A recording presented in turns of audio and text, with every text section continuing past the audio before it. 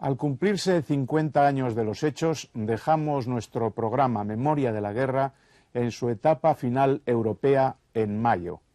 Pero quedaba por delante la batalla del Pacífico. Es lo que vamos a contarles hoy y mañana.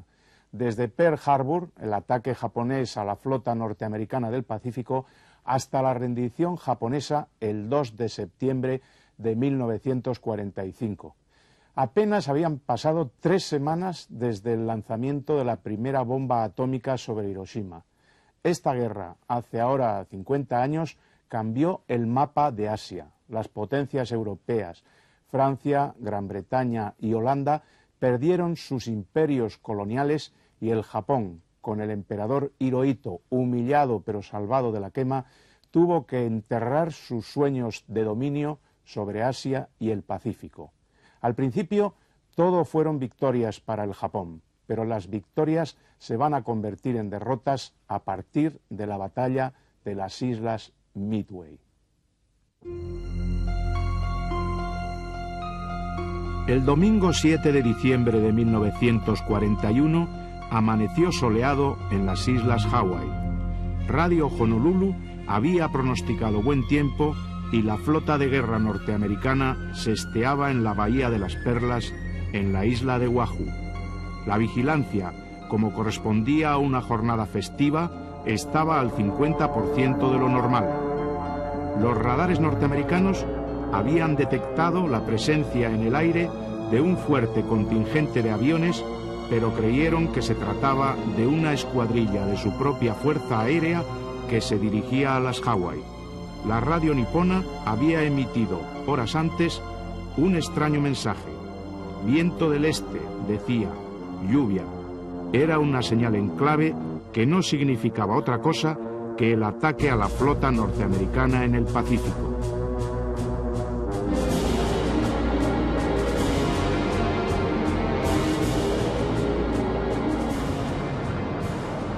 A las 7:55 de aquella mañana de diciembre, 183 aparatos japoneses, que habían despegado de 6 portaaviones situados a 350 kilómetros de distancia, llegaron a Pearl Harbor. Era la primera oleada de un ataque letal. Durante 30 minutos las bombas cayeron sobre una flota anclada y cogida por sorpresa. Los buques ardían y los aviones norteamericanos eran incendiados en tierra. Uno por uno, los grandes navíos de guerra quedaban envueltos en llamas y se hundían en las aguas poco profundas de la bahía. Mientras el acorazado Arizona era alcanzado de lleno y más de 1000 hombres morían en sus bodegas y en su cubierta, la radio japonesa repetía insistentemente: Tora, Tora, Tora, el grito de guerra japonés. Los historiadores discuten aún sobre si el presidente Roosevelt sabía o no sabía que los japoneses se disponían a atacar Pearl Harbor.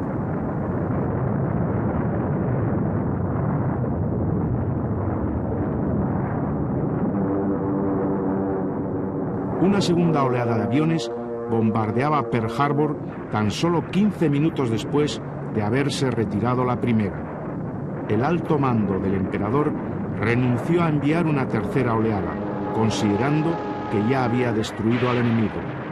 Tan solo un día más tarde, un editorial de la prensa de Tokio decía así: hemos reducido a los norteamericanos a una potencia de tercer orden. Y un periodista señalaba en Washington: la armada norteamericana ha sido sorprendida en paños menores.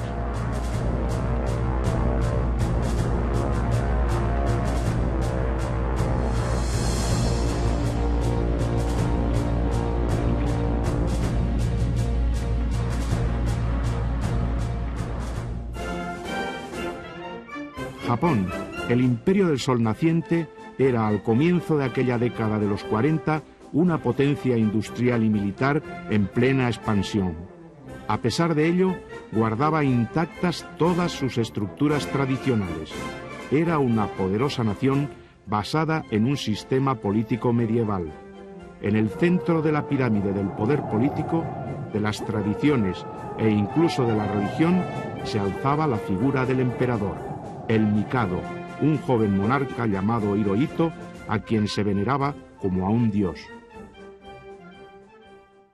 La tradición imperial del Japón se remonta a épocas míticas, o sea, no históricas. Jimmu Tenno, que es el emperador Jimmu, el primer emperador que hay, es descendiente de la diosa del sol, de Amaterasu o Mikami. Pero la verdad es que la figura del emperador a lo largo de la historia del Japón estuvo siempre muy borrosa. Es decir, los que mandaban realmente eran los señores feudales, las dinastías que gobernaban desde la actual Tokio, entonces se llamaba Edo, hasta que en 1868 el comodoro Perry mandó abrir las puertas del Japón a cañonazos, porque hasta entonces no querían negociaciones con los extranjeros, y desde entonces el emperador Meiji es el que realmente cobró todo el poder y todo el Japón moderno se aglutinó en torno del emperador. La verdad es que a lo largo de la historia ha habido emperadores incluso que salían a pedir limosna porque no tenían poder ninguno. Y en cambio, a partir del emperador Meiji, la figura del emperador, esto es 1858, empieza a ser de una gran importancia y a tener toda la devoción de los súbditos japoneses, que existía ya quizá en la tradición, pero no de una manera tan efectiva. La sociedad japonesa era una sociedad guerrera y el militarismo, con su código de conducta, el Bushido, formaba parte de sus más arraigadas tradiciones. El poder de los militares en las estructuras del Estado japonés era paralelo al del emperador, y los altos mandos del ejército y la armada imponían muchas veces sus criterios a los del Mikado. Quizá las claves del militarismo japonés en la antigua sociedad de mediados del siglo XIX, 1868, están en el hecho de la alianza entre las familias que se dedicaron a los grandes negocios, lo que se llamaban los zaibatsu, y se llaman todavía los zaibatsu, y las familias que tenían como profesión las armas. Esta alianza entre los militares y los grandes hombres de negocios, fue lo que trajo consigo la necesidad de expansión del Japón. Ellos dicen que por razones de espacio vital, pero bueno, esto era un argumento que empleaban ellos. Y el hecho decisivo, me parece a mí, que es la guerra ruso-japonesa de 1905, que es la primera vez que un país asiático vence a una potencia europea. En los años 30, Japón había iniciado un movimiento expansionista en Asia y el Pacífico. La guerra contra China alcanzaba caracteres de extrema crueldad y los militares japoneses proyectaban expulsar a las potencias europeas coloniales del sureste asiático, con el fin de apoderarse de las materias primas tan necesarias para su economía. La política japonesa de la llamada esfera de prosperidad común de la Gran Asia Oriental se presentó ante los territorios del sureste asiático bajo dominio de británicos, holandeses y franceses como una política liberadora del yugo colonial. Lo que Japón pretendía en realidad era construir su propio imperio y asegurarse un rico suministro de estaño, carbón, zinc, caucho y petróleo, materias primas que el país necesitaba para sobrevivir.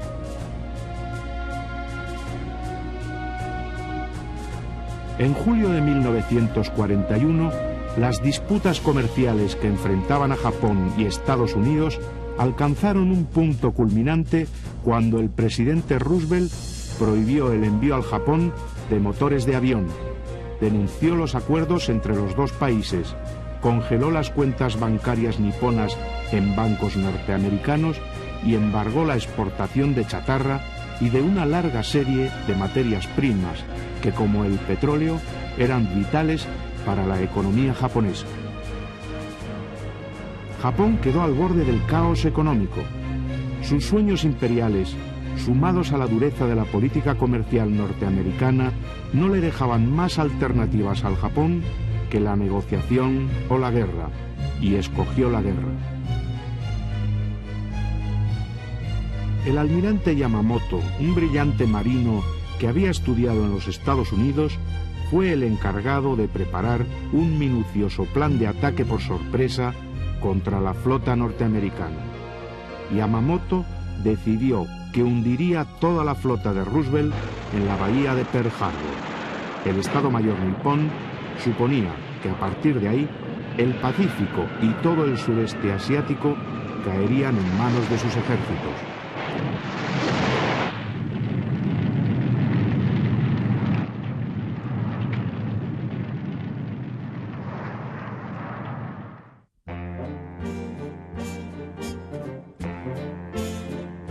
La sociedad norteamericana, a comienzos de los años 40, había recuperado su pulso económico tras el crack del 29, a través de una sabia política que el presidente Roosevelt llamó el New Deal, el nuevo trato o nueva dirección.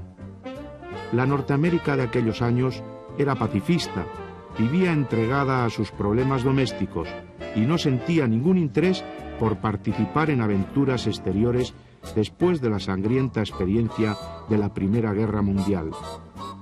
Era un país dominado por una política aislacionista, ansioso de prosperidad económica y vuelto de espaldas a la guerra que libraban en el viejo continente desde 1939 la Alemania nazi y las democracias europeas.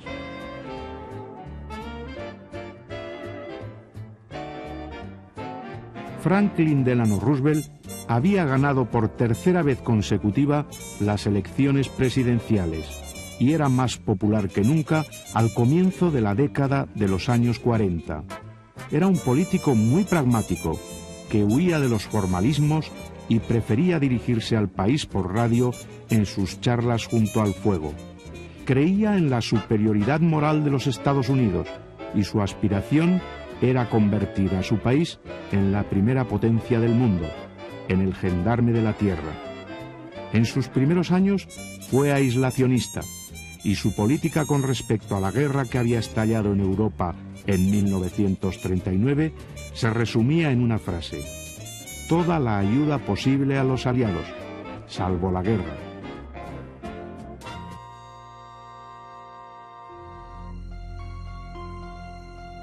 En 1941 los criterios de Roosevelt habían cambiado. Ya era partidario de la entrada en la guerra al lado de los aliados. Comprendía que el nazismo era un peligro que podía extender su influencia más allá de Europa y estaba decidido, además, a frenar la expansión japonesa. I hate war.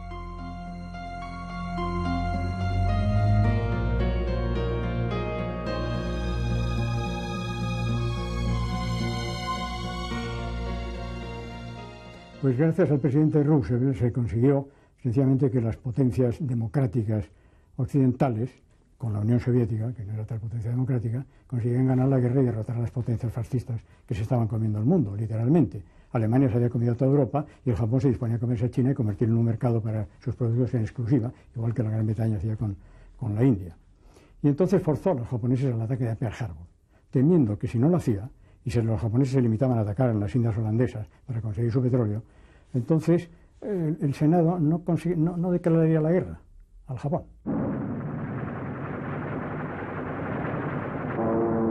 Aquella mañana del 7 de diciembre de 1941, Estados Unidos todavía no creía en la guerra.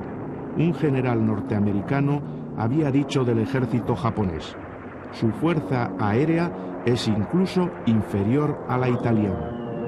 Pero cuando la segunda oleada de aviones japoneses se retiró de los cielos de Pearl Harbor, detrás quedaban 7 acorazados hundidos y más de 3.500 soldados norteamericanos muertos o heridos.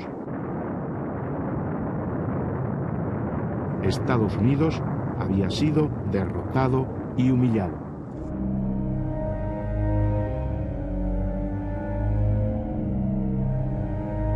El lema "Recordad Pearl Harbor" recorrió el país. Roosevelt declaró la guerra al Japón. El 8 de diciembre escribió el presidente: ayer, 7 de diciembre de 1941, una fecha que perdurará en la historia del mundo. Al llegar a este punto, tachó y corrigió. El nuevo texto decía así: una fecha que perdurará en la historia de la infamia. El ataque a Pearl Harbor el 7 de diciembre de 1941 tuvo por objetivo el romper el bloqueo que le habían hecho los Estados Unidos, la Gran Bretaña, al Japón y las Indias holandesas respecto a las importaciones de petróleo, de acero, materias primas, etcétera, etcétera. Y el Japón no tenía petróleo más que para un año aproximadamente de continuar su guerra con China. Entonces lo que tenía que buscarse es un interland, sencillamente, donde romper ese bloqueo y poder aprovisionarse de todos esos elementos imprescindibles para la guerra y para seguir funcionando como tal país civilizado. Entonces, pues inmediatamente, dejando mal parada la escuadra de los Estados Unidos, pues comenzaron los desembarcos en una serie de islas que llegaron hasta la Salomón por el este, por el sur llegaron hasta Java y por el oeste llegaron hasta Birmania, ya en el Golfo de Bengala, y las Islas Andamán, conquistando también los Andamán. Es decir, ellos consiguieron, por esta serie de avances, por esta serie de desembarcos y esta serie de combates, pequeños combates, la autarquía. La autarquía en cuanto se refiere a esas materias primas que tan necesarias le eran para continuar la guerra en China y para defenderse. Desde los primeros momentos de la Guerra del Pacífico, Japón creyó que los Estados Unidos y sus aliados no podrían resistir un conflicto para el que no estaban preparados. Una sociedad militarista como la japonesa despreciaba al enemigo, lo consideraba inferior en cualidades guerreras. Los soldados japoneses, veteranos de la guerra de China, sabían combatir en las selvas, podían moverse en ellas como peces en el agua.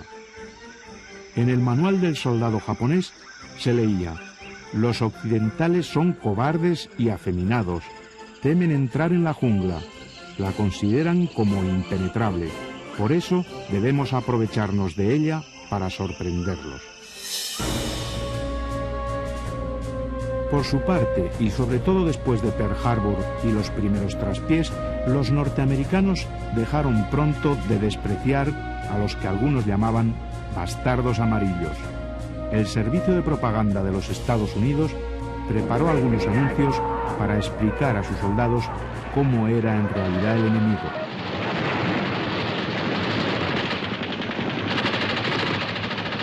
Desde aproximadamente el siglo XII, bajo el shogunato de Yoritomo, existe en el Japón un código no escrito que se llama Bushido.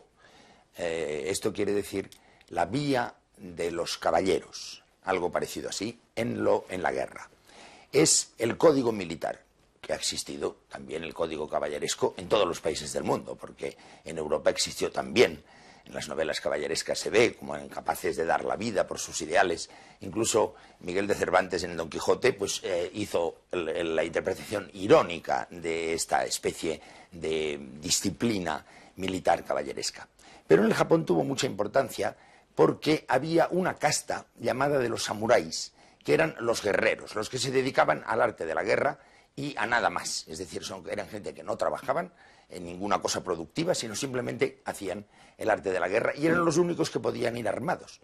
Hasta el punto de que es interesante anotar que lo que llamamos artes marciales sin armas en el Japón, pues el judo, el aikido, etcétera, son formas de defensa que los que no iban armados aplicaban a los samuráis que iban armados, es decir, para neutralizar a una persona que les atacara con armas.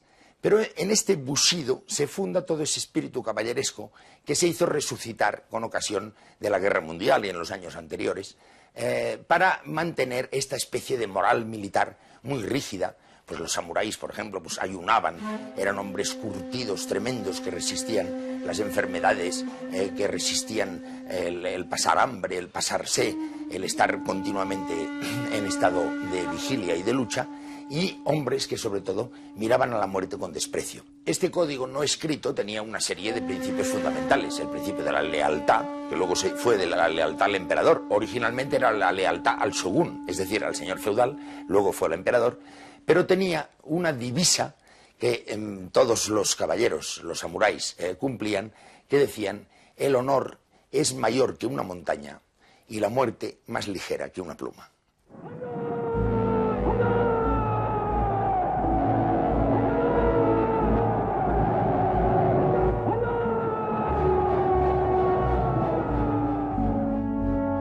Japón actuó con rapidez desde la declaración de guerra.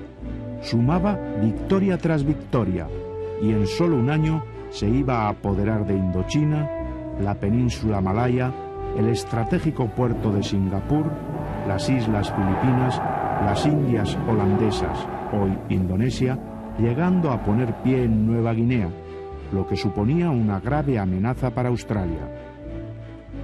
Se aseguró así, en poco tiempo, el suministro de las materias primas que tanto necesitaba para su industria y ahora también para la guerra.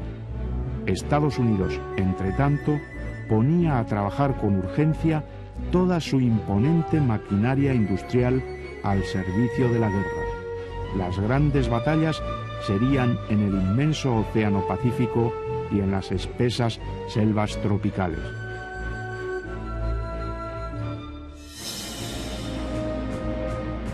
Desde el ataque de Pearl Harbor, los japoneses, llenos de moral, se lanzaron sobre Filipinas, Singapur y Malaca. La primera en caer fue la isla de Guam, que había sido posesión española. Desde allí, y tras la conquista de la isla de Wake, donde encontraron muy dura resistencia ante una pequeña tropa de infantes norteamericanos, las Filipinas era el primer escollo en el imparable avance de los ejércitos del emperador Hirohito.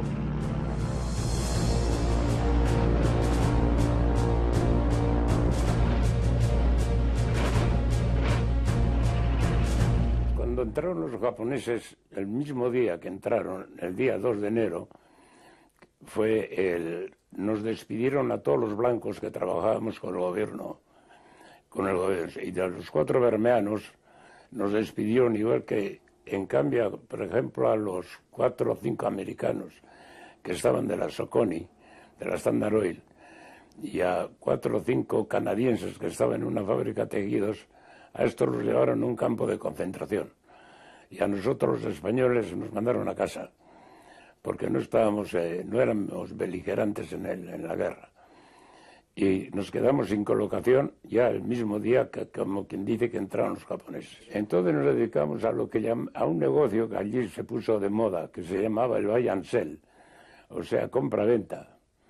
Y comprábamos artículos que luego vendíamos a los japoneses por medio de intermediarios de ellos, y vivíamos muy bien, francamente, ganábamos más dinero que trabajando en nuestros puestos fijos, con el negocio del buy and sell.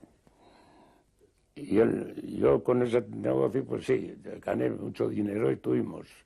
Luego fabricaba también ácido clorhídrico, verdad que lo tenía del ácido muriático, y también se lo vendía a los japoneses como reactivo.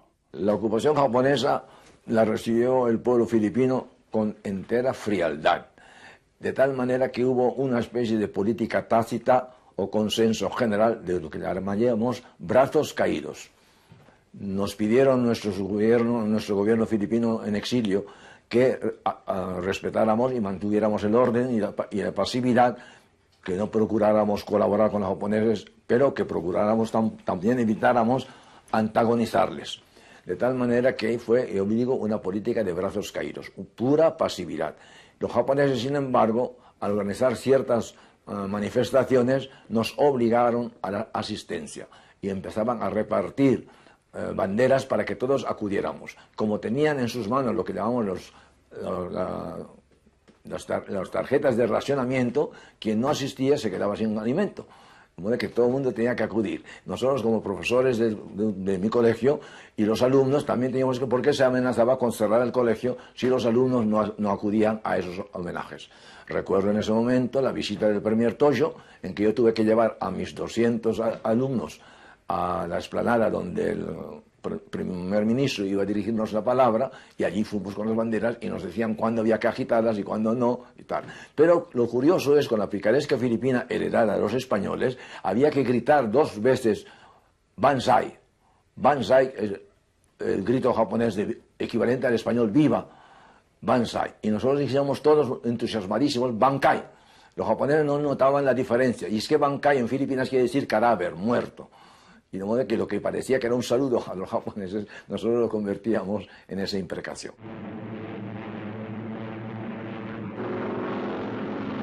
Pocas horas después del bombardeo de Pearl Harbor, los aviones del Sol naciente destruyeron toda la fuerza aérea con que los Estados Unidos contaban en el archipiélago filipino, sorprendiendo a los aviones en tierra, sin ninguna protección, ala con ala, en la base de Clark. La resistencia de Filipinas tenía que hacerse tan solo con artillería y fuerzas terrestres, sin contar con la aviación, y la batalla decisiva habría de librarse en Corregidor.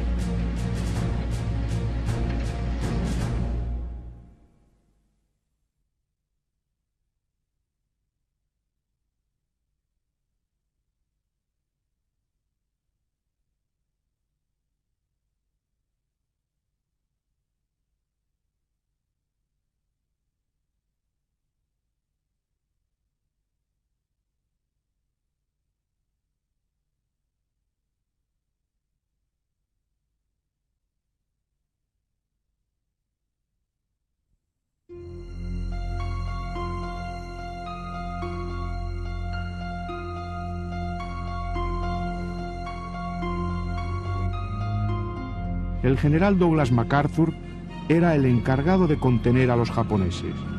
Conocido como el César norteamericano, era un optimista incorregible. Creía que podía contener a los japoneses, aunque sus fuerzas eran menguadas e insuficientes a todas luces. En palabras de uno de sus biógrafos, era valiente, brillante, extravagante y amaba la gloria. Era también el general más discutido en la historia de los Estados Unidos. Su padre había sido un héroe en la Guerra Civil y él mismo había combatido en Francia durante la Primera Guerra Mundial. Su abuelo luchó contra los indios y él preparó el bombardeo de Hiroshima, el comienzo de la era atómica. Nosotros, los filipinos, teníamos verdadera adoración por el general Douglas MacArthur. MacArthur, por sus muchísimos años en el Oriente, entendía perfectamente la psicología oriental, sobre todo la de los filipinos. Los filipinos somos demócratas y aceptamos el principio democrático de que todos los hombres somos iguales. Pero inmediatamente añadimos, no hay dos personas iguales. Y por consiguiente admitimos ese sentido jerárquico de la sociedad, del estamento militar, civil, la clasificación de las personas. MacArthur prometió volver, y aquello que en otros países hubiera sido deserción, abandono, los filipinos al contrario, no se decepcionaron, sino que cobraron mayor confianza en el general MacArthur de que vendría a liberarnos con mayores fuerzas de las cuales carecía estando en Bataan.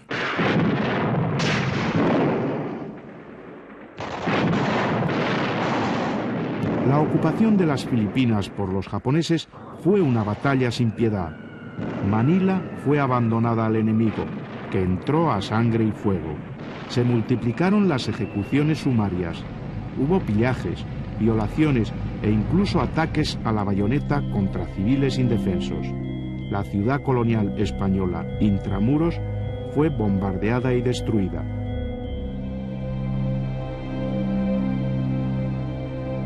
Naturalmente, esos japoneses tenían arzobispos y obispos y sacerdotes japoneses. Hemos tenido que mantener esa relación porque si no es imposible trabajar. La relación mutua, aunque con mucho miedo, porque los japoneses no son cristianos y sin más ni más pueden matar a uno. Nuestros arzobispos, como por ejemplo los arzobispos extranjeros, se quedaron en Santo Tomás como encarcelados. Monseñor Reyes, que era arzobispo de Cebú, fue soleado por los japoneses porque no quería decir una palabra sobre los soldados filipinos. Los japoneses, entre otras cosas, dijeron que pretendían establecer en toda la zona del Asia que ellos llamaban el Asia más grande, la esfera de coprosperidad. Y los filipinos inmediatamente sacándole punta, como herencia española que tenemos para la picaresca, decíamos que habían venido a establecer no la esfera de coprosperidad, sino la esfera de prosperidad co. Es que co en tagalo quiere decir mío, o sea, la prosperidad mía, la de los propios japoneses. Y ellos tampoco se dieron cuenta de esa burla. Muchas veces el sentido del humor filipino era la válvula de escape ante aquella tragedia. Los filipinos tenemos, no sé si la virtud o el vicio, de reírnos precisamente en momentos trágicos. Los norteamericanos se retiraron a la península de Batán y a la isla de Corregidor, y sus cañones mantuvieron a raya a los ejércitos del emperador hasta la capitulación de la isla en mayo de 1942, tras casi 5 meses de duro asedio. Filipinas se rindió. Tras la rendición, el general japonés Homma infligió a los miles de prisioneros norteamericanos y filipinos una de las humillaciones más crueles de la guerra. Desde la península de Batán, apenas sin agua ni alimentos, les obligó a marchar a pie centenares de kilómetros hacia los campos de concentración. Fue un episodio salvaje.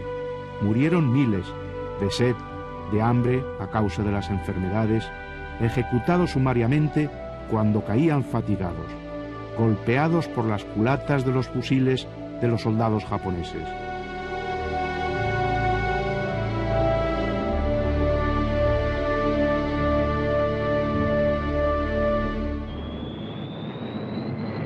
El general Homma y el almirante Yamashita, que ya habían derrotado a los norteamericanos en Filipinas, no encontraban oposición en su victorioso avance hacia el oeste. Hong Kong capituló. La ciudad ardió por los 4 costados y los saqueos y las violaciones se sucedieron durante varios días.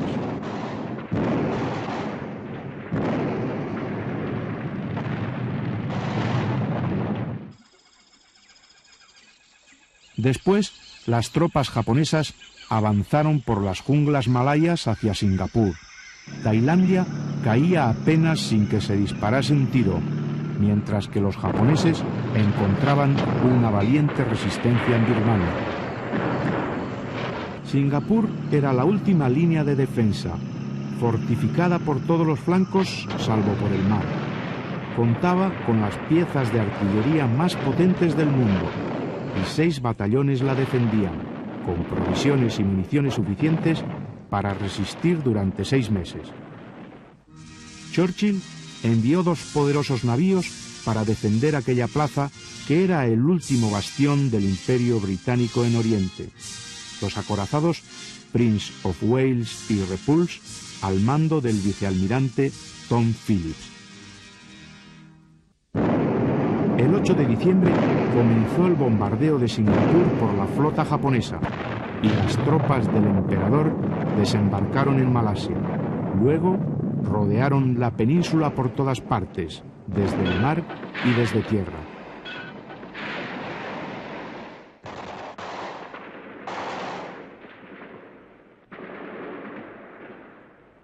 Las lluvias torrenciales desarticularon las líneas británicas, arruinando su artillería y rompiendo sus enlaces y sus comunicaciones. Aquel 12 de diciembre, Japón era el rey indiscutido de las aguas del sureste asiático, y el Imperio Británico quedaba herido de muerte.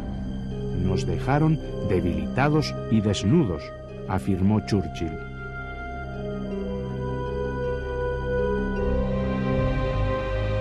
Pese a que desde Londres llegó la orden de resistir hasta la muerte, el comandante británico Percival se rindió sin lucha ante el ejército del general Yamashita el 15 de diciembre de 1942. Gran Bretaña no solo perdía Singapur, sino que perdía para siempre un imperio.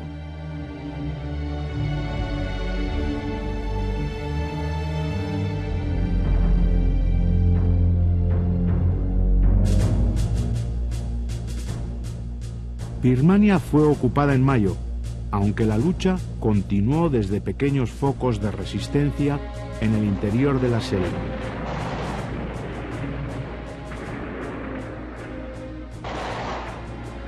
un piloto norteamericano, Claire Chennault, continuó la batalla con una escuadrilla de viejos aviones desde el norte de la capital, Rangún, logrando abatir casi 300 aparatos del emperador en algo más de 6 meses. Los prisioneros de Singapur y de otras guarniciones del sureste asiático fueron diseminados por diversos campos de concentración en la zona. Muchos fueron llevados a Tailandia, a orillas del río Kwai, donde sobrevivieron en condiciones infrahumanas mientras trabajaban en la construcción de un puente para el ferrocarril que uniría Tailandia con Birmania y que facilitaría el transporte de las tropas japonesas. Aquel campo salvaje fue inmortalizado por una novela y una película que dirigió el inglés David Lean.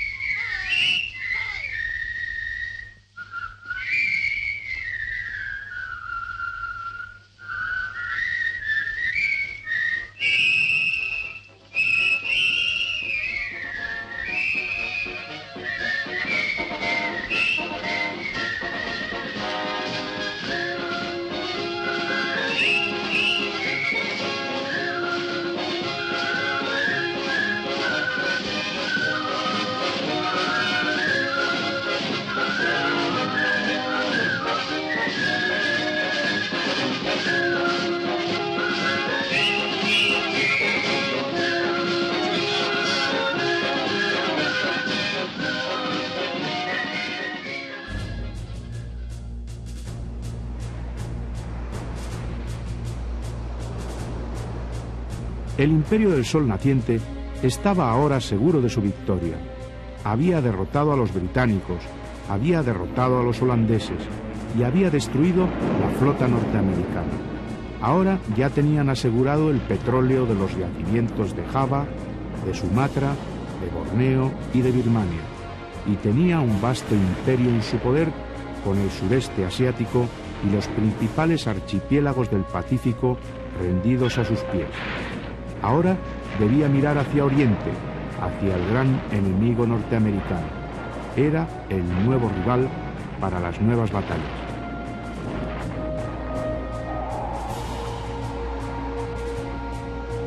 El avance y las victorias japonesas resultaban abrumadores. Fue entonces cuando Estados Unidos preparó una jugada de audacia para lograr objetivos psicológicos antes que militares. Se trataba de bombardear Tokio en plena euforia nipona. 13 bombarderos B-25 y un bombardero de tipo medio despegaron del portaaviones Enterprise en el Pacífico el 18 de abril de 1942. Cada uno de ellos debería lanzar 4 bombas sobre Tokio, mientras que otros 3 aparatos harían lo mismo sobre Osaka, Kagoya y Kobe.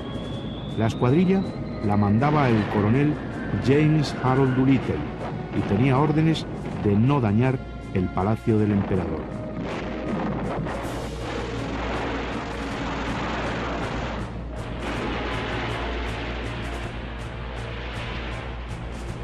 La operación fue un éxito. El orgullo del Imperio del Sol, en plena fiesta por sus espectaculares victorias, quedó ahora humillado.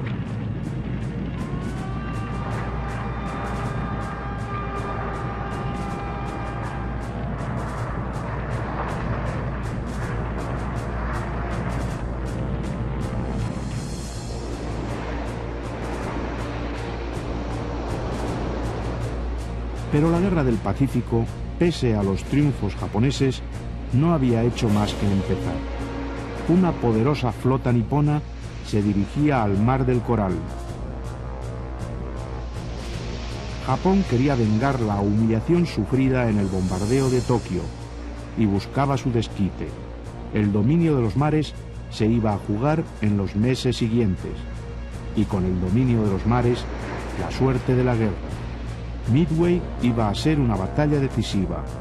En las islas, los norteamericanos preparaban sus defensas, conscientes de que una derrota en Midway podría suponerles un descalabro irreversible.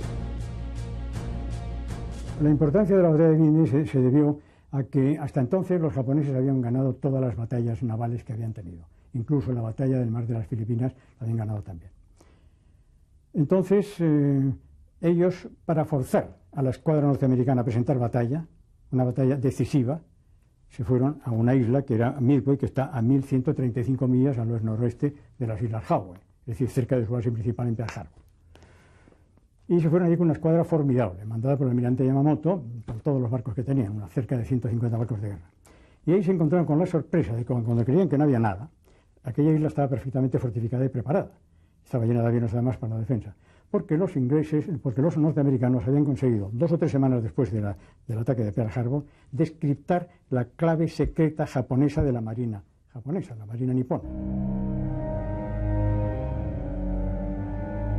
Yamamoto estaba convencido de que había que dar con urgencia un golpe de gracia a la Armada norteamericana, dejando a los Estados Unidos sin tiempo para recuperarse y reconstruir su flota. Veía grandes ventajas en la elección de las Midway, y la principal de todas, que constituían una base excepcional para una posterior invasión de las Islas Hawaii. Los norteamericanos tenían a su favor una gran ventaja. Habían logrado descifrar el código de transmisiones japonés y sabían que Yamamoto enviaba una poderosa escuadra a las Midway. Más aún, conocían la fecha exacta del ataque, el 4 de junio. Yamamoto reunió una poderosa flota y eligió como buque insignia el acorazado Yamato, un impresionante navío de 63.000 toneladas. De forma incomprensible, decidió dividir sus fuerzas y enviar una parte de la flota a ocupar las 3 islas Aleutianas, un atolón de escaso valor estratégico.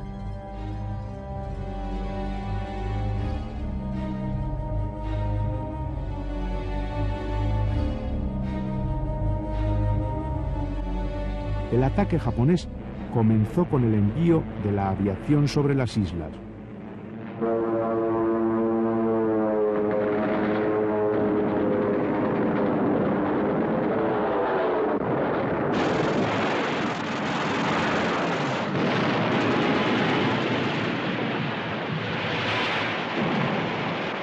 Pero mientras que los daños que producían eran mínimos, la aviación norteamericana apareció por sorpresa sobre la flota en Nagumo.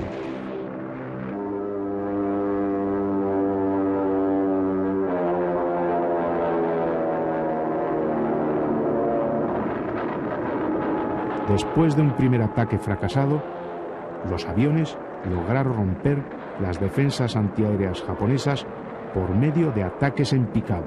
El daño fue terrible. Los aviones japoneses que quedaban en las cubiertas de los barcos fueron destruidos, y uno tras otro, los 4 grandes portaaviones de Nagumo fueron hundidos. A las 5 de la mañana, Yamamoto, que no había intervenido en el combate, tal vez paralizado por la sorpresa, dio la orden de retirada. El 4 de junio por la mañana, Japón era una nación invencible. Ese mismo día, por la noche, en el archipiélago de las Midway, había sido vencido.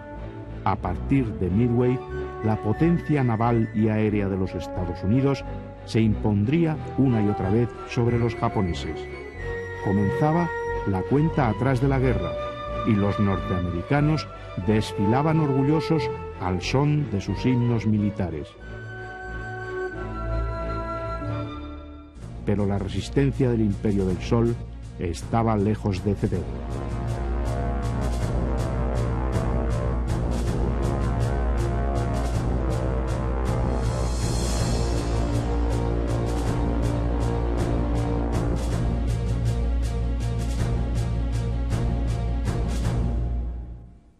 El ataque a Pearl Harbor fue un grave error de cálculo del emperador Hirohito y sus militares.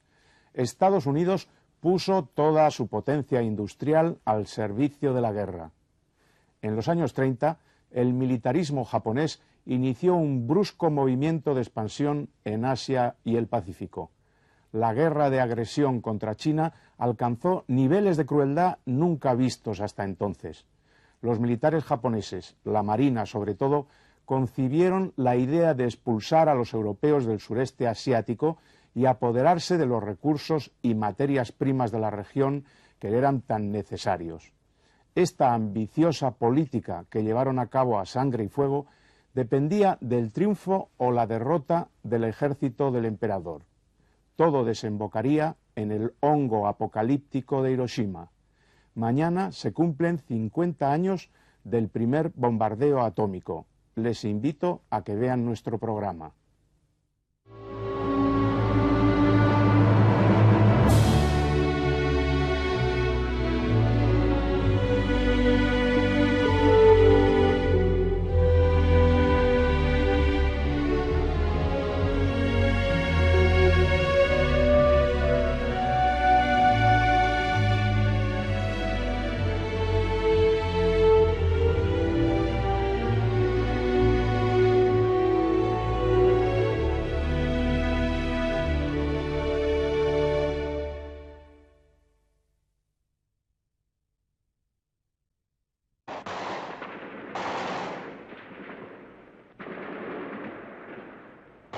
Las lluvias torrenciales desarticularon las líneas británicas, arruinando su artillería y rompiendo sus enlaces y sus comunicaciones. Aquel 12 de diciembre, Japón era el rey indiscutido de las aguas del sureste asiático y el imperio británico quedaba herido de muerte. Nos dejaron debilitados y desnudos, afirmó Churchill.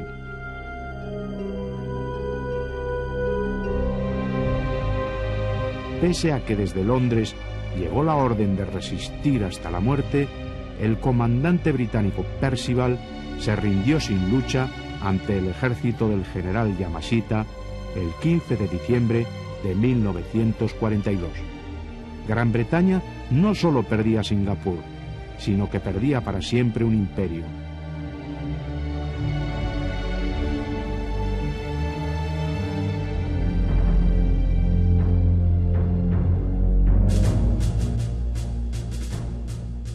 Birmania fue ocupada en mayo, aunque la lucha continuó desde pequeños focos de resistencia en el interior de la selva.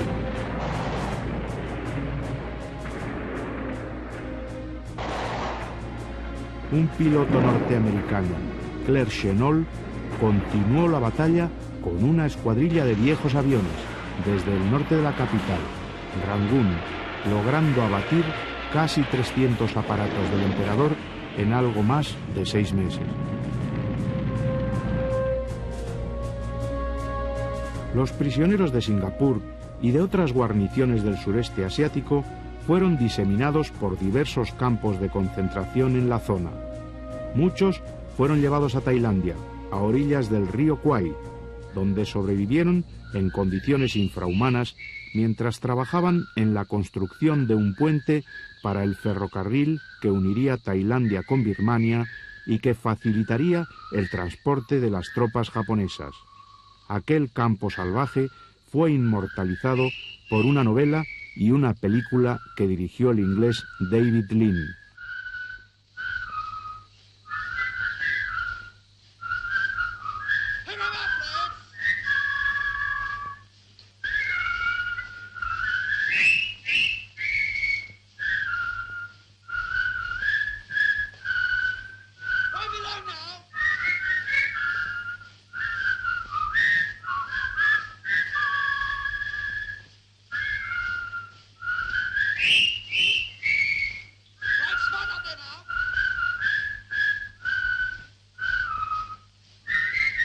ha destruido al enemigo.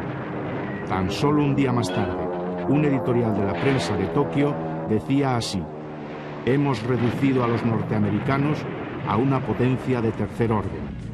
Y un periodista señalaba en Washington: la Armada norteamericana ha sido sorprendida en paños menores.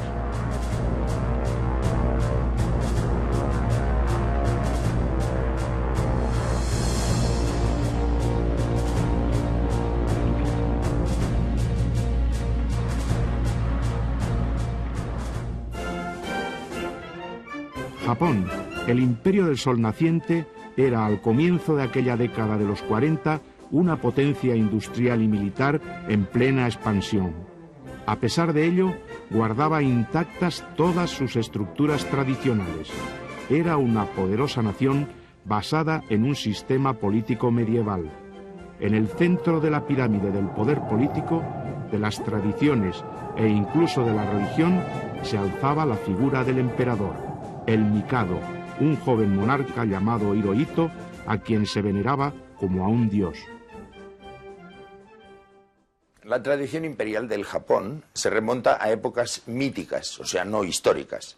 Jimmu Tenno, que es el emperador Jimmu, el primer emperador que hay, es descendiente de la diosa del sol, de Amaterasu o Mikami. Pero la verdad es que la figura del emperador durante a lo largo de la historia del Japón estuvo siempre muy borrosa. Es decir, los que mandaban realmente eran los señores feudales, las dinastías que gobernaban desde la actual Tokio, entonces se llamaba Edo, hasta que en 1868 el comodoro Perry mandó abrir las puertas del Japón a cañonazos, porque hasta entonces no querían negociaciones con los extranjeros, y desde entonces el emperador Meiji es el que realmente cobró todo el poder y todo el Japón moderno se aglutinó en torno del emperador. La verdad es que a lo largo de la historia ha habido emperadores incluso que salían a pedir limosna porque no tenían poder ninguno. Y en cambio, a partir del emperador Meiji, la figura del emperador, esto es 1858, empieza a ser de una gran importancia y a tener toda la devoción de los súbditos japoneses, que existía ya quizá en la tradición, pero no de una manera tan efectiva. La sociedad japonesa era una sociedad guerrera, y el militarismo, con su código de conducta, el Bushido, formaba parte de sus más arraigadas tradiciones. El poder de los militares en las estructuras del Estado japonés era paralelo al del emperador, y los altos mandos del ejército y la armada imponían muchas veces sus criterios a los del Mikado. Quizá las claves del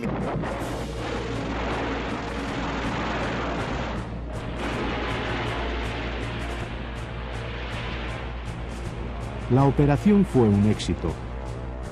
El orgullo del Imperio del Sol, en plena fiesta por sus espectaculares victorias, quedó ahora humillado.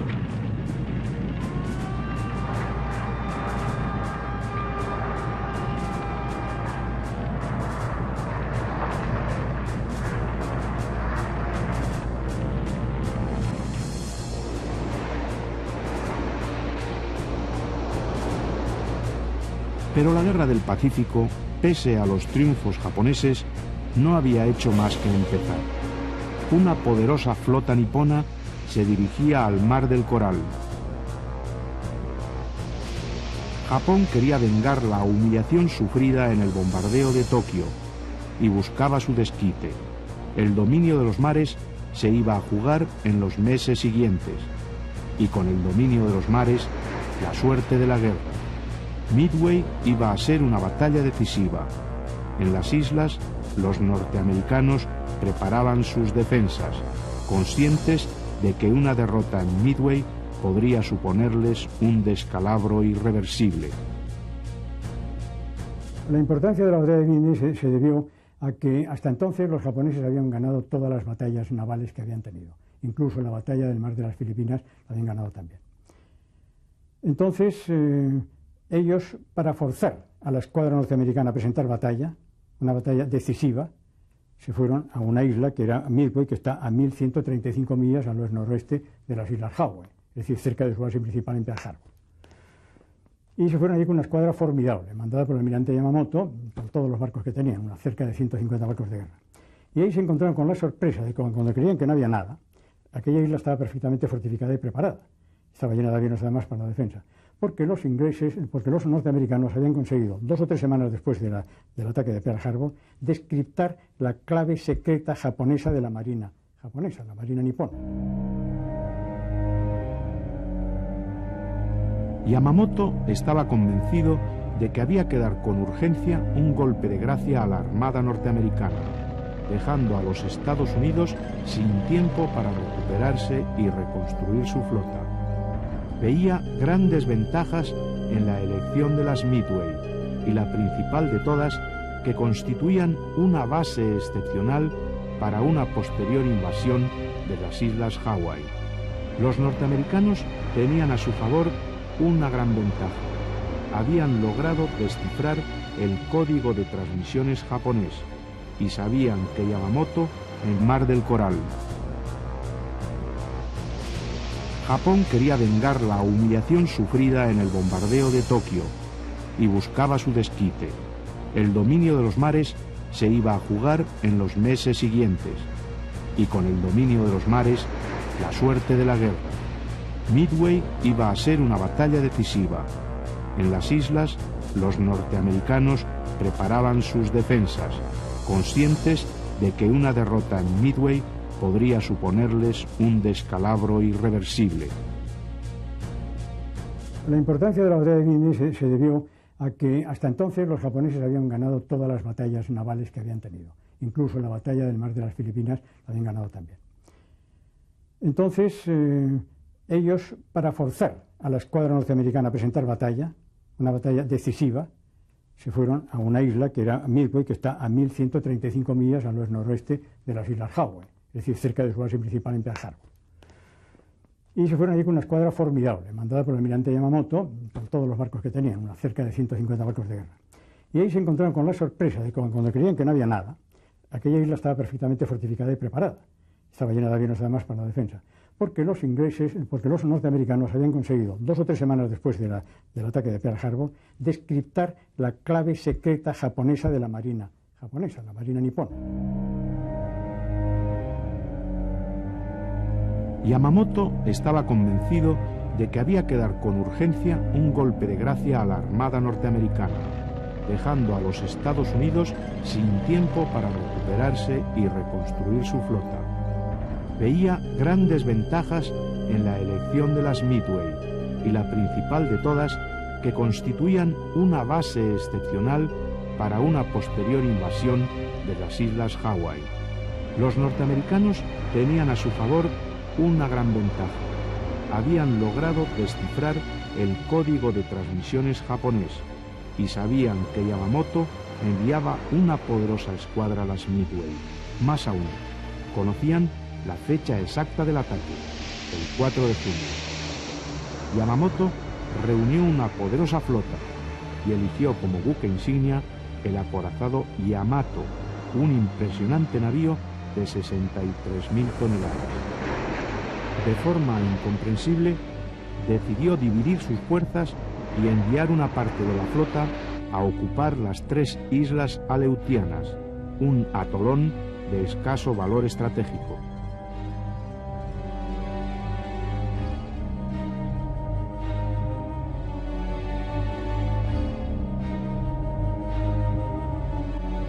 El ataque japonés comenzó con el envío.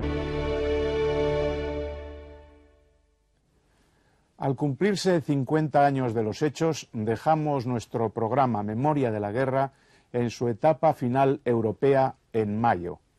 Pero quedaba por delante la batalla del Pacífico. Es lo que vamos a contarles hoy y mañana.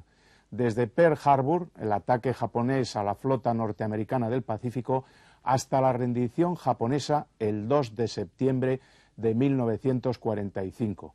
Apenas habían pasado 3 semanas desde el lanzamiento de la primera bomba atómica sobre Hiroshima. Esta guerra, hace ahora 50 años, cambió el mapa de Asia. Las potencias europeas, Francia, Gran Bretaña y Holanda, perdieron sus imperios coloniales y el Japón, con el emperador Hirohito, humillado pero salvado de la quema, tuvo que enterrar sus sueños de dominio sobre Asia y el Pacífico. Al principio, todo fueron victorias para el Japón, pero las victorias se van a convertir en derrotas a partir de la batalla de las Islas Midway. El domingo 7 de diciembre de 1941 amaneció soleado en las Islas Hawái. Radio Honolulu había pronosticado buen tiempo y la flota de guerra norteamericana se esteaba en la Bahía de las Perlas, en la isla de Oahu. La vigilancia, como correspondía a una jornada festiva, estaba al 50% de lo normal. Los radares norteamericanos habían detectado la presencia en el aire de un fuerte contingente de aviones, pero creyeron que se trataba de una escuadrilla de su propia fuerza aérea que se dirigía a las Hawái. La radio nipona había emitido, horas antes, un extraño mensaje. Viento del este, decía, lluvia. Era una señal en clave que no significaba otra cosa que el ataque a la flota norteamericana en el Pacífico.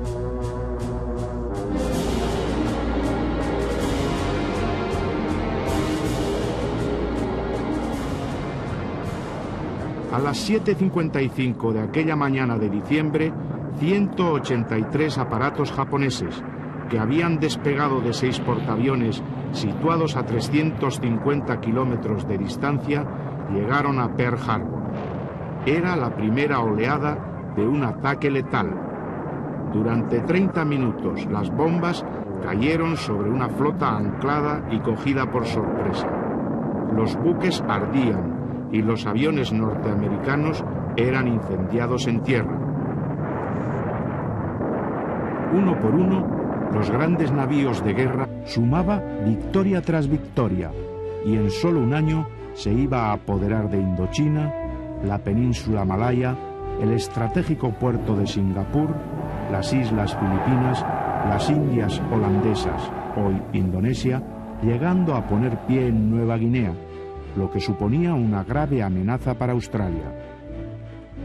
Se aseguró así, en poco tiempo, el suministro de las materias primas que tanto necesitaba para su industria y ahora también para la guerra. Estados Unidos, entre tanto, ponía a trabajar con urgencia toda su imponente maquinaria industrial al servicio de la guerra. Las grandes batallas serían en el inmenso Océano Pacífico y en las espesas selvas tropicales.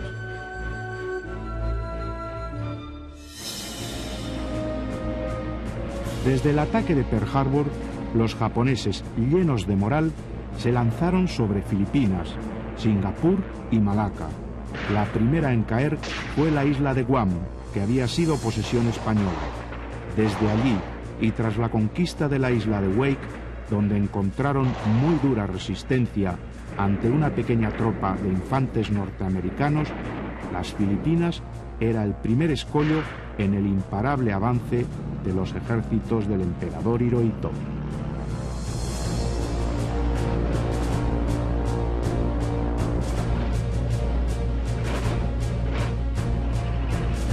Cuando entraron los japoneses, el mismo día que entraron, el día 2 de enero,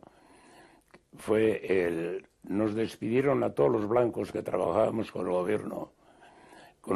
Y de los 4 bermeanos nos despidieron, igual que en cambio, por ejemplo, a los 4 o 5 americanos que estaban de la Socony, de la Standard Oil, y a 4 o 5 canadienses que estaban en una fábrica de tejidos, a estos los llevaron a un campo de concentración.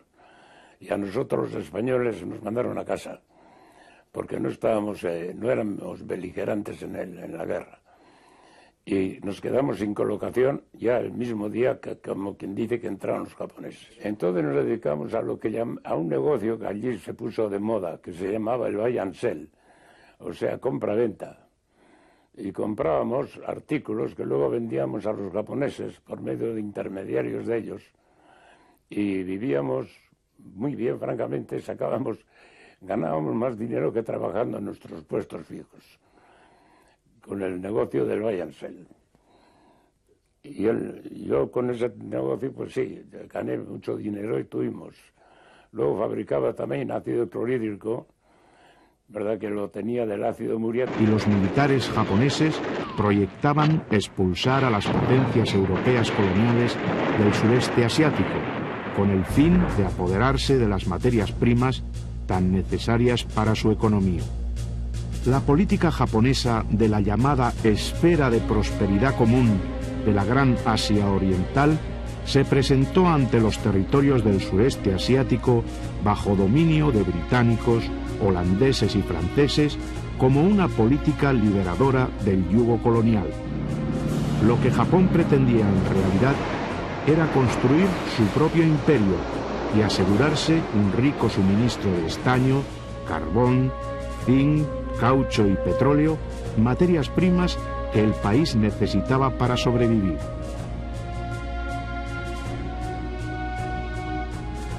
En julio de 1941, las disputas comerciales que enfrentaban a Japón y Estados Unidos alcanzaron un punto culminante cuando el presidente Roosevelt prohibió el envío al Japón de motores de avión, denunció los acuerdos entre los dos países, congeló las cuentas bancarias niponas en bancos norteamericanos y embargó la exportación de chatarra y de una larga serie de materias primas que, como el petróleo, eran vitales para la economía japonesa. Japón quedó al borde del caos económico. Sus sueños imperiales, sumados a la dureza de la política comercial norteamericana, no le dejaban más alternativas al Japón que la negociación o la guerra, y escogió la guerra. El almirante Yamamoto, un brillante marino que había estudiado en los Estados Unidos, fue el encargado de preparar un minucioso plan de ataque por sorpresa contra la flota norteamericana. Yamamoto decidió que hundiría toda la flota de Roosevelt en la bahía de Pearl Harbor. El Estado Mayor nipón suponía que a partir de ahí el Pacífico y todo el sureste asiático caerían en manos de sus ejércitos.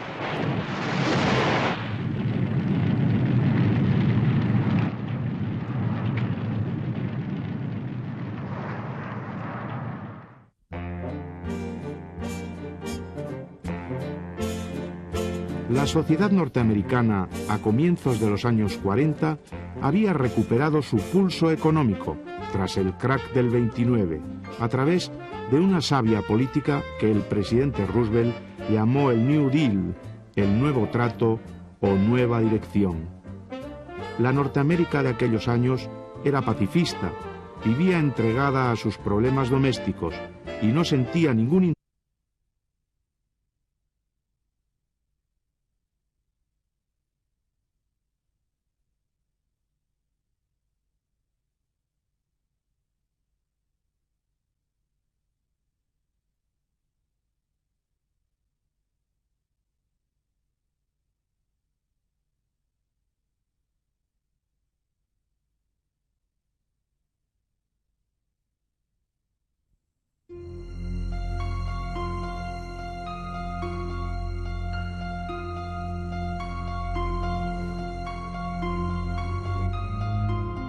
El general Douglas MacArthur era el encargado de contener a los japoneses. Conocido como el César norteamericano, era un optimista incorregible.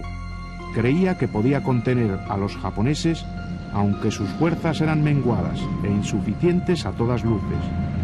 En palabras de uno de sus biógrafos, era valiente, brillante, extravagante y amaba la gloria. Era también el general más discutido en la historia de los Estados Unidos. Su padre había sido un héroe en la Guerra Civil y él mismo había combatido en Francia durante la Primera Guerra Mundial. Su abuelo luchó contra los indios y él preparó el bombardeo de Hiroshima, el comienzo de la era atómica. Nosotros, los filipinos, teníamos verdadera adoración por el general Douglas MacArthur. MacArthur, por sus muchísimos años en el Oriente, entendía perfectamente la psicología oriental, sobre todo la de los filipinos. Los filipinos somos demócratas y aceptamos el principio democrático de que todos los hombres somos iguales. pero inmediatamente añadimos, no hay dos personas iguales. Y por consiguiente admitimos ese sentido jerárquico de la sociedad, del estamento militar, civil, la clasificación de las personas. MacArthur prometió volver, y aquello que en otros países hubiera sido deserción, abandono, los filipinos al contrario, no se decepcionaron, sino que cobraron mayor confianza en el general MacArthur de que vendría a liberarnos con mayores fuerzas de las cuales carecía estando en Bataan.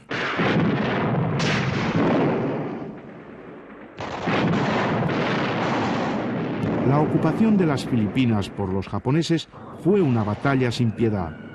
Manila fue abandonada al enemigo, que entró a sangre y fuego. Se multiplicaron las ejecuciones sumarias. Hubo pillajes, violaciones e incluso ataques a la bayoneta contra civiles indefensos. La ciudad colonial española, Intramuros, fue bombardeada y... En los años 30, Japón había iniciado un movimiento expansionista en Asia y el Pacífico. La guerra contra China alcanzaba caracteres de extrema crueldad y los militares japoneses proyectaban expulsar a las potencias europeas coloniales del sureste asiático, con el fin de apoderarse de las materias primas tan necesarias para su economía. La política japonesa de la llamada esfera de prosperidad común de la Gran Asia Oriental se presentó ante los territorios del sureste asiático bajo dominio de británicos, holandeses y franceses como una política liberadora del yugo colonial. Lo que Japón pretendía en realidad era construir su propio imperio y asegurarse un rico suministro de estaño, carbón, zinc, caucho y petróleo, materias primas que el país necesitaba para sobrevivir.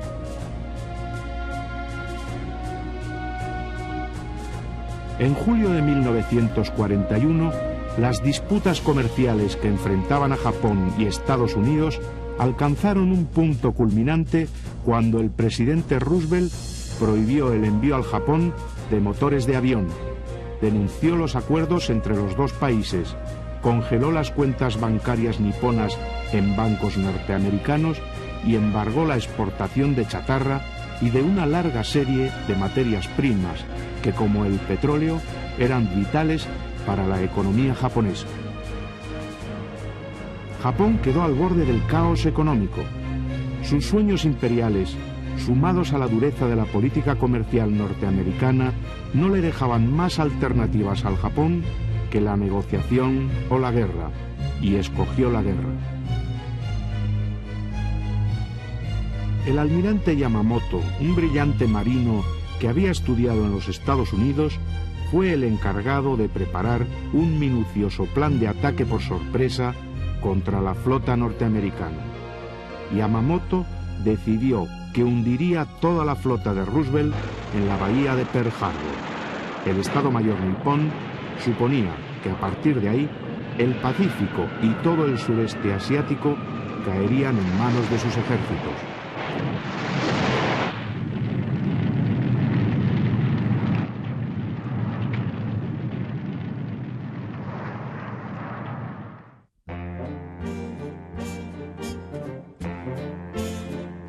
La sociedad norteamericana, a comienzos de los años 40, había recuperado su pulso económico tras el crack del 29, a través de una sabia política. Toda la zona del Asia que ellos llamaban el Asia más grande, la esfera de coprosperidad.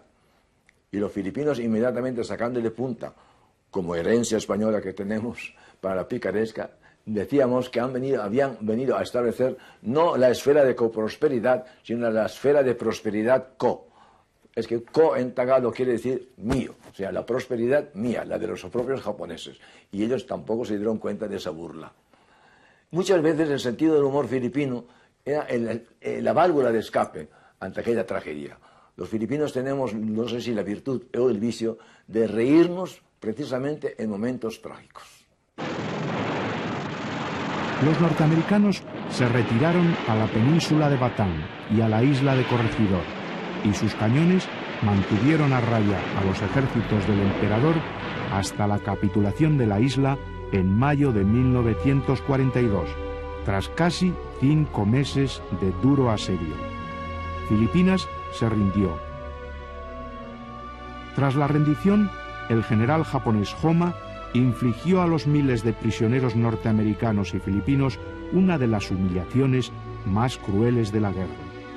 Desde la península de Batán, apenas sin agua ni alimentos, les obligó a marchar a pie centenares de kilómetros hacia los campos de concentración. Fue un episodio salvaje. Murieron miles de sed, de hambre a causa de las enfermedades, ejecutados sumariamente cuando caían fatigados, golpeados por las culatas de los fusiles de los soldados japoneses.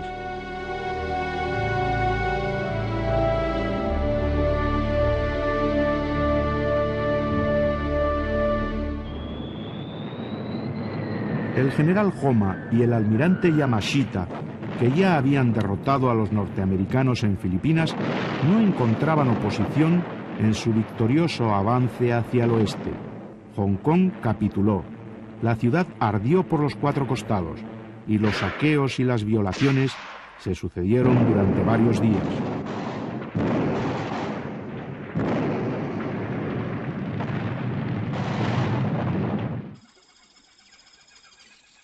Después, las tropas japonesas avanzaron por las junglas malayas hacia Singapur. Tailandia caía apenas sin que se disparase un tiro, mientras que los japoneses encontraban una valiente resistencia en Birmania. Singapur era la última línea de defensa, fortificada por todos los flancos salvo por el mar. Contaba con las piezas de artillería más potentes del mundo y 6 batallones la defendían, con provisiones y municiones suficientes. Desde los primeros momentos de la Guerra del Pacífico, Japón creyó que los Estados Unidos y sus aliados no podrían resistir un conflicto para el que no estaban preparados. Una sociedad militarista como la japonesa despreciaba al enemigo, lo consideraba inferior en cualidades guerreras. Los soldados japoneses, veteranos de la Guerra de China, sabían combatir en las selvas, podían moverse en ellas como peces en el agua.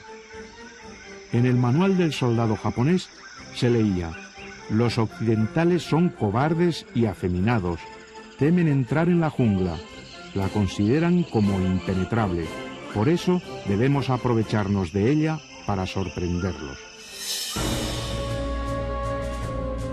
Por su parte, y sobre todo después de Pearl Harbor y los primeros traspiés, los norteamericanos dejaron pronto de despreciar a los que algunos llamaban bastardos amarillos.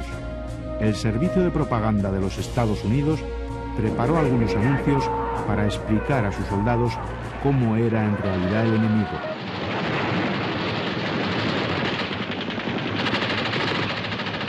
Desde aproximadamente el siglo XII, bajo el shogunato de Yoritomo, existe en el Japón un código no escrito que se llama Bushido. Esto quiere decir la vía de los caballeros, algo parecido así, en la guerra. Es el código militar, que ha existido también el código caballeresco en todos los países del mundo, porque en Europa existió también. En las novelas caballerescas se ve como eran capaces de dar la vida por sus ideales. Incluso Miguel de Cervantes en el Don Quijote pues, hizo la interpretación irónica de esta especie de disciplina militar caballeresca. Pero en el Japón tuvo mucha importancia porque había una casta llamada de los samuráis, que eran los guerreros, los que se dedicaban al arte de la guerra y a nada más. Es decir, eran gente que no trabajaban en ninguna cosa productiva, sino simplemente hacían el arte de la guerra y eran los únicos que podían ir armados. Hasta el punto de que es interesante anotar que lo que llamamos artes marciales sin armas en el Japón, pues el judo, el aikido, etcétera, son formas de defensa que los que no iban armados aplicaban a los samuráis que iban armados, es decir, para neutralizar a una persona que les atacara con armas. Pero en este bushido se funda todo ese espíritu caballeresco que se hizo resucitar con ocasión de la Guerra Mundial y en los años anteriores, para mantener esta especie de moral militar muy rígida, pues los samuráis, por ejemplo, pues ayunaban, eran hombres curtidos, tremendos, que resistían las enfermedades, que resistían el pasar hambre, el pasar sed, el estar continuamente en estado de vigilia y de lucha.